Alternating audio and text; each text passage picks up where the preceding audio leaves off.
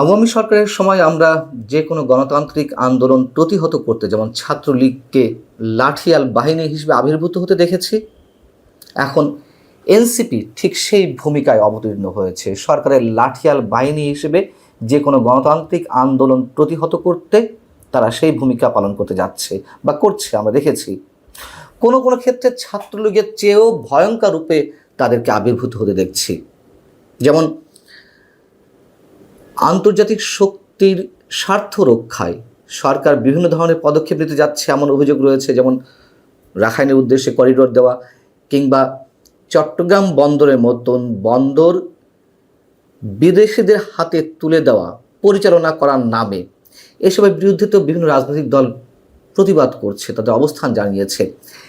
এইগুলোতে যারা আন্দোলন শুরু করেছে, যেমন বন্দরে, চট্টগ্রাম বন্দরে শ্রমিকরা অবস্থান কর্মসূচি পালন করছে, সরকারি নতুন যে অধ্যাদেশ কর্মচারীদের জন্য সেটার বিরুদ্ধে যে আন্দোলন চলছে, সেগুলোতে জাতীয় নাগরিক কমিটি হুঙ্কার দিচ্ছে, হুঁশিয়ারি উচ্চারণ করছে। কেন, কী কারণে, তাদের স্বার্থটা কোথায়, আসছে সে বিষয়ে। এখন সারা দেশে যে আলোচনার বিষয়টি তা হচ্ছে সরকারি কর্মচারীদের ক্ষেত্রে সরকার যে নতুন অধ্যাদেশটি জারি করেছে সেটির বিরুদ্ধে যে আন্দোলন চলছে, সেটাই তো। সেই অধ্যাদেশে আসলে কি বলা হচ্ছে? যা বলা হচ্ছে তা তো একেবারেই সংবিধান পরিপন্থী এবং ট্রেড ইউনিয়ন করার ক্ষেত্রে সম্পূর্ণ বিরোধী, এমনই একটি কালাকানুন। বিশেষজ্ঞরা তেমনটা বলছেন। এই অধ্যাদেশে বলা হচ্ছে শৃঙ্খলা পরিপন্থী কোনো কাজ করলে, কাজে বাধা সৃষ্টি করলে, ছুটি ছাড়াই কর্মক্ষেত্রে অনুপস্থিত থাকলে কিংবা অন্য কাউকে অনুপস্থিত থাকতে উৎসাহিত করতে কিংবা কর্তব্য পালন না করার জন্য কেউ উস্কানি দিলে তাদেরকে চাকরিচ্যুত করার মতন বিধান যুক্ত করা হয়েছে। আত্মপক্ষ সমর্থনের তেমন একটা সুযোগ এখানে রাখা হয়নি।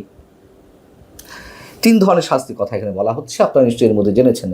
একটা হচ্ছে সরাসরি বরখাস্ত করা যেতে পারে, অব্যাহতি দেওয়া যেতে পারে এবং পদাবনতি বা বেতন কাঠামো কমিয়ে আনা।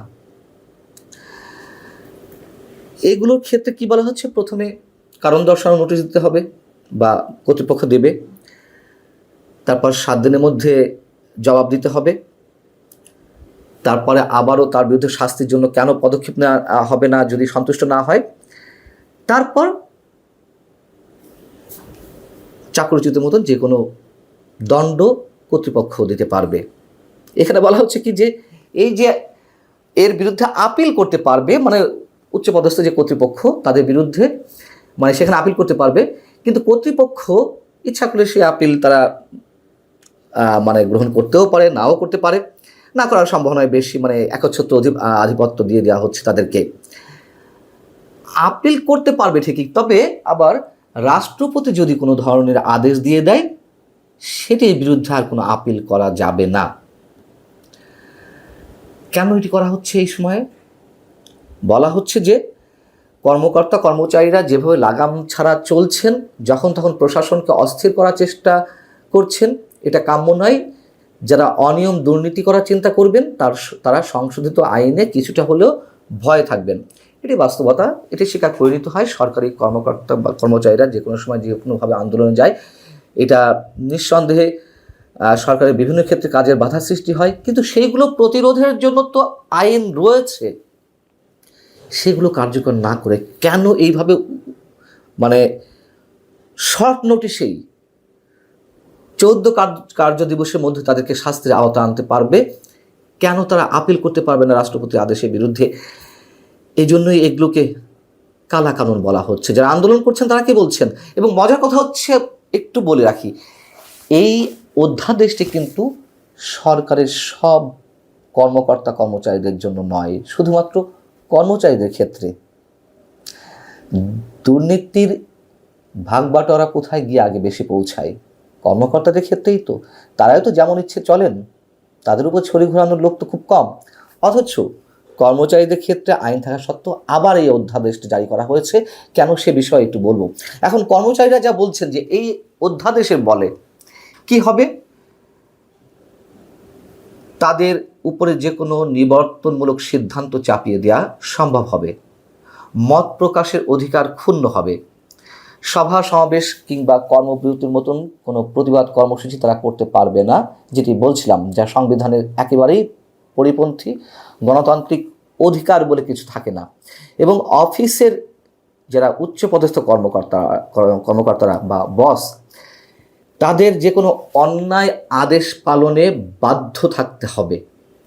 পক্ষান্তরে তাই, যে আমি অফিসের বস, আমার কোনো কর্মচারী তাকে আমি কোনো অন্যায় আদেশ দিলাম, তুই করলেন না, তাকে যে কোনো অজুহাতে আমি যে কোনোভাবে আটকে দিতে পারি, চাকরি থেকে বরখাস্ত করে দিতে পারি, সেই সুযোগটি রাখা হচ্ছে।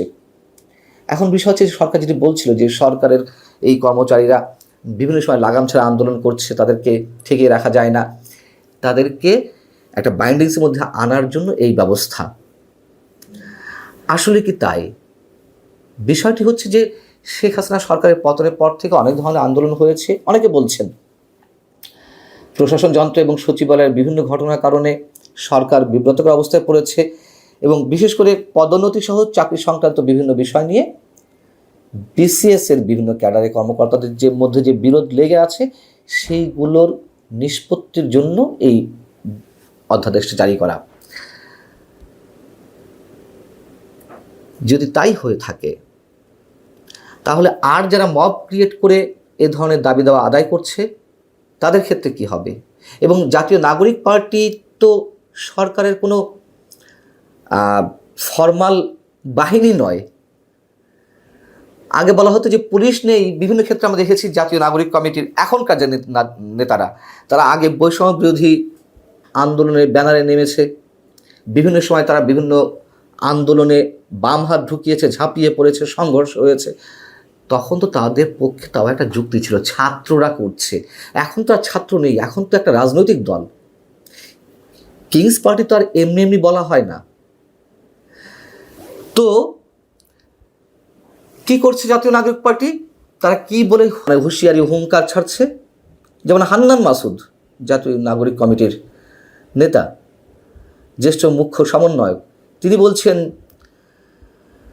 আজ সচিবালয়, এনবিআর এবং পোর্টে মানে বন্দরে যারা স্ট্রাইক করছেন, তাদের বলছি বিপ্লব ওখানেও হবে। এটা কোন ধরনের হুঁশিয়ারি, কোন ধরনের হুঙ্কার? হাসনাত আবদুল্লাহ তিনি কি বলছেন? বাংলাদেশের লাখ লাখ হাসনাত আবদুল্লাহ আছেন।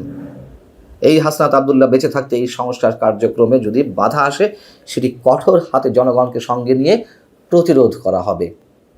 আপনারা এটি ভাববেন না যে আপনাদের বিকল্প নাই, সরকারকে যদি জিম্মি করেন, সেটার পরিস্থিতি ভালো হবে না। তার এই কথাগুলোর মধ্যে সব লুকিয়ে আছে। এক নম্বর হচ্ছে, তারা যদি প্রথমে বলছিলাম যে কোনো কোনো ক্ষেত্রে ছাত্রলীগের যে রূপ ছিল, তার চেয়ে ভয়ঙ্কর রূপে আবির্ভূত হয়েছেন। বন্দরে যারা অবস্থান কর্মসূচি করছেন, তারা তো শান্তিপূর্ণ অবস্থান কর্মসূচি করছেন, তাদের উপর ঝাঁপিয়ে পড়তে হবে কেন? সচিবালয়ে যারা আন্দোলন করছেন, তাদের সঙ্গে তো আলোচনার পথ একেবারে নেই বললেই চলে। সরকারের সংশ্লিষ্ট কর্তৃপক্ষের সঙ্গে তারা আন্দোলন করছে, তাদের সাথে তারা বসবে। এখানে এনসিপি কেন বাহাত ঢুকাবে? এবং হাসনাত আবদুল্লাহ বারবার বলে আসছেন গত 2-3 দিন ধরে যে ভাববেন না আপনাদের বিকল্প নেই, বিকল্প খুঁজে নিতে আমরা পারি। কি বিকল্প? আরেক নেতা জাতীয় নাগরিক পার্টির, তিনি আবার ফেসবুকে স্ট্যাটাস দিয়েছেন, যারা এই আন্দোলন করছে তাদের এই অধ্যাদেশের মাধ্যমেই বরখাস্ত করে নতুন লোকজন নিয়োগ দেওয়া হবে বা নিয়োগ দেওয়ার জন্য আবেদন জানাচ্ছে। কাদের নিয়োগ দেওয়া হবে? কোত্থেকে নিয়োগ দেওয়া হবে? কিভাবে নিয়োগ দেওয়া হবে? সেগুলোর তো কোনো প্রশ্ন আমরা তুললেও উত্তরগুলো খুঁজে পাই না। এবং এতদিন আমি তো বলে আসছিলাম যে করিডোরের ক্ষেত্রে সবাই কথা বলছে, সবাই, কেউ বলিষ্ঠ কণ্ঠে, কেউ চাপা কণ্ঠে, কেউ নরম সুরে বলছে। তো অন্তত দেশের স্বার্থে না বললে, কথাগুলো না বললে তারা প্রশ্নবিদ্ধ হবেন, এই কথাটুকু অন্তত তারা বুঝতে পারছেন, যারা চাপা স্বরেও বলছেন, ক্ষীণ কণ্ঠে বলছেন। কিন্তু এনসিপি জাতীয় নাগরিক পার্টির নেতারা এখনো পর্যন্ত একটা মানুষও করিডোরের বিরুদ্ধে বলেনি। বন্দর বিষয় এখন তারা তো সরাসরি সরকারের পক্ষে নেমেছে, যেটার বিরুদ্ধে পুরো সাধারণ মানুষ অবস্থান নিয়েছে যে বিদেশিদের হাতে বন্দর তুলে দেওয়া যাবে না। বন্দর যেভাবে পরিচালিত হচ্ছে দেশীয় প্রতিষ্ঠান দিয়েই লাভজনক, যথেষ্ট লাভজনক অবস্থা রয়েছে। সবচেয়ে বড় কথা, এই অনির্বাচিত সরকার এ ধরনের সিদ্ধান্ত নেবে কেন? কিন্তু তাদের সেই সব সিদ্ধান্তে এনসিপি এখন প্রকাশ্যে নেমেছে। এই জন্যই বলছিলাম যে ছাত্রলীগের চেয়েও ভয়ঙ্কর রূপে তারা আবির্ভূত হয়েছে। এগুলো করে তো কোনো সরকার দীর্ঘদিন ক্ষমতায় টিকে থাকতে পারেনি।